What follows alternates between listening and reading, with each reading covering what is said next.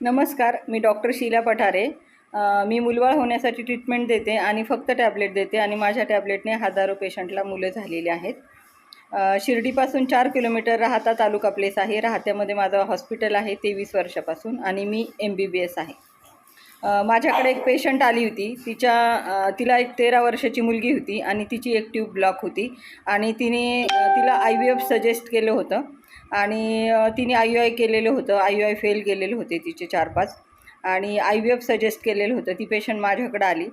खेड्यातले patient होते आणि 13 वर्षाची मुलगी. मॅडम प्रेग्नन्सी राहत नाही. आम्ही टॅब्लेट सुरू केल्या. 2 महिन्यात तिला प्रेग्नन्सी राहिली. पहिल्या महिन्यात तर तिचं अंडं दुसऱ्या साईडला बनलं, ज्या साईडला ट्यूब ब्लॉक होती. त्याच्या दुसऱ्या महिन्यामध्ये तर ज्या बाजूला अंडं तयार झालं त्या बाजूची ट्यूब ओपन होती आणि त्या महिन्यातच तिला प्रेग्नन्सी राहिली. प्रेग्नन्सी राहिल्यानंतर त्यांनी 9 महिने माझी ट्रीटमेंट घेतली. पण 7व्या ते 8